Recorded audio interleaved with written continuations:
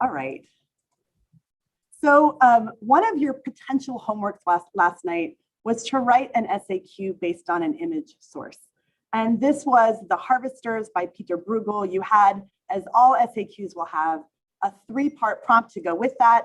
I asked you to describe how the subject of the painting reflected a continuity with everyday life from the middle of the 15th century to the middle of the 17th century. The B task was to go a little further and explain how the subject of the painting reflected artistic movements during the 16th century.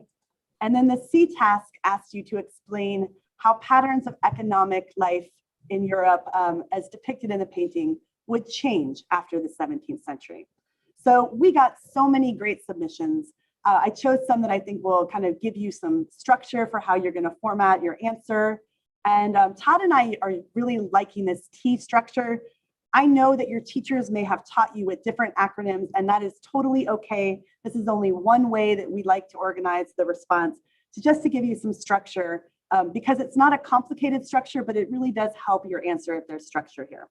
So here's an example from Zoe at Culver City High School, and that's the home of the Centers, and I just kind of love that mascot, and I loved her answer. So I wanted to go through and share this with you, and you can see the color-coded responses that kind of start out with the topic sentence. And if you remember, Todd yesterday really talked about using the language to turn it around and answer the question. And so this is really what they've done. So it said to describe how the subject of the painting reflected a continuity. And it starts right off with that same language. And I really like that. The subject of the painting reflects a continuity with everyday life in the period from mid-15th to mid-17th century because of its largely agricultural land. And then it goes on to talk about an example. The masses of Europe increasingly worked in the fields as depicted in the painting. And then it goes on to go a little bit deeper with some analysis.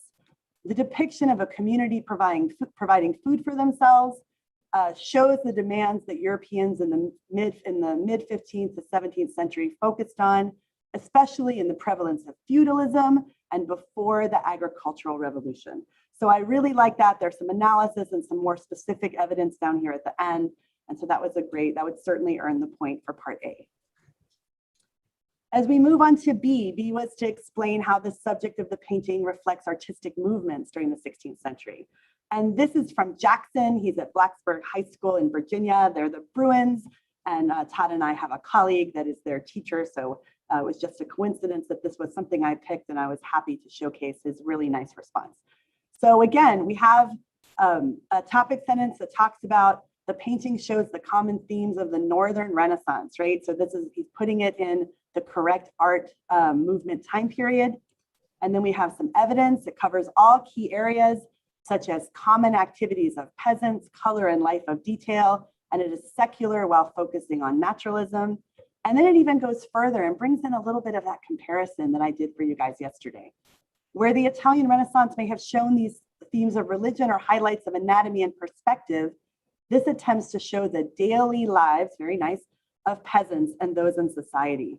Paintings like this became common throughout the North and in areas such as France and Germany. So a very nice response, Jackson. And then this last response was from Jennifer. And so one of the things we really want you to do is please include your name and include your school. We're not going to use your last name, but we'd love to give you and your school credit. So when you're turning in your response, if you can include that, we appreciate it. But Jennifer did a really nice handwritten example. And I know that those of you taking the first administration of the test are going to be handwriting your answers. So it was about explaining how patterns of European economic life will change after the 17th century. So Jennifer does the same thing that we asked. She turns that language right around. Patterns of economic life, as shown in the painting, will change after the 17th century, as many people will be displaced from traditional jobs in agriculture. And she goes on to talk about evidence. With the advent of technology like the seed drill, agriculture will be much more efficient and require fewer workers. And then there's even more analysis here. Because of the Industrial Revolution, workers will migrate into cities to work in new textile factories facing dangerous working conditions. So I really like that. And I did want to point out one thing about your responses for this is to be very mindful of what the question is asking you to do. because a lot of you, instead of telling me how patterns change, you told me why patterns change and didn't actually talk about that shift. And so I just want to make sure this is something that's, I think, good advice, and Todd, you can chime in, is to really be careful about reading all of the questions, regardless of what part of the test you're in. All right. Todd, yeah, that's really your question. Super good advice. So thank you. Those are good responses. It's really good to see that. And I like the T structure. So the second practice that you had was this map source. It deals Western and Central Europe, the progress of the Reformation to 1560. And so the A task is to describe how the historical situation in England led to the political change in the 1500s. The B task was to explain how the situation represented in the map demonstrates a change from the political situation in the German lands prior to 1500. And the C task explained how the situation represented in the map caused political change in France after 1560. Okay, so we can go to the first response. The A response is, the next slide, Katie. I'm on it. I think there's just a little bit of a lag. Delay, yeah. Yeah, a little bit of a delay. Okay, I'm still not seeing it. Oh, there we go. All right. All right. So this is a handwritten response from Melissa. And again, no mascot or school provided, but yeah, we really want that because we want to give a shout out. We want to give you props. So here we go. The T structure in 1500, England, King Henry VIII wanted an annulment from his wife, Catherine of Aragon, because she couldn't produce a male heir. So that is our topic sentence. In the green, we have Pope Clement VII wouldn't allow it because the marriage was consecrated. Henry VIII was annoyed, broke away from the Pope by forming the Church of England.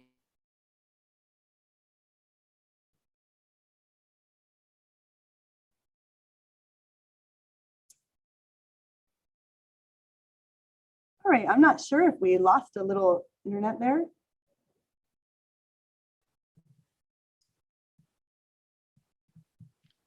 Katie, can you hear me? I could. I think we lost you for just a minute or. Oh, okay, sorry. All right.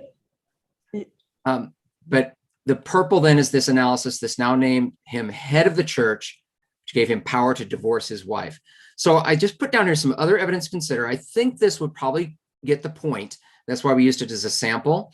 But the other evidence to consider, it's about dynasty, not doctrine, right? So in England, it's quite different. It's about, I have to carry on the Tudor family. And so you might want to also talk about the essential for the House of Tudor to demonstrate stability after the recent War of the Roses claims to English throne. So one thing you want to also do is think about this, is to use that language of the prompt to respond to the prompt, as Katie was talking about. The historical situation in England led to political change because that will help really kind of focus you. Okay, so we can go to the B task. Hope the internet holds. Yep. Explain how the situation represented in the map demonstrates a change in the political situation in the German lands prior to 1500. And so we'll take a look at our topic sentence there in the blue. In the 1560s, princes within the German lands sought more independence from the Catholic Church than before the 1500s. So good topic sentence to start.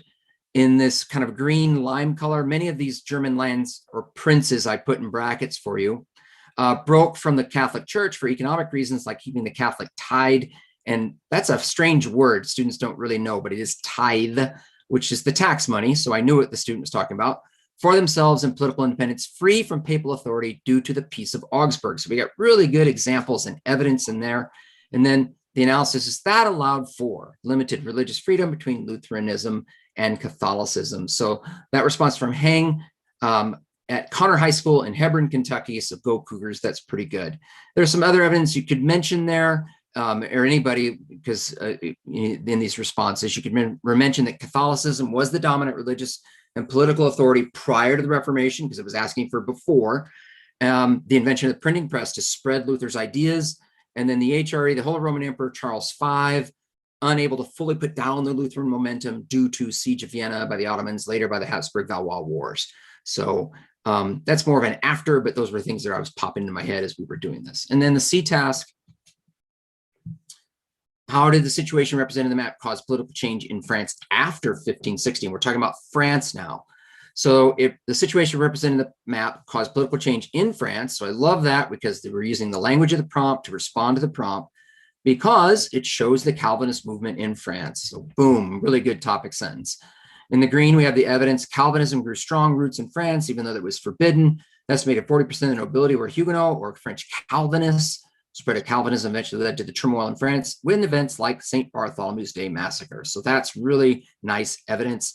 And then the purple, eventually this shift in religious beliefs led to political change in France with the coronation of the Protestant King Henry IV. So Julia, good job with that. Just some other evidence you could consider, because this leads into those French wars of religion. You mentioned Bartholomew's Day massacre. Certainly the War of the Three Henries is within that French wars of religion, and it all leads to the 30 Years' War. So really good job with that. Nice.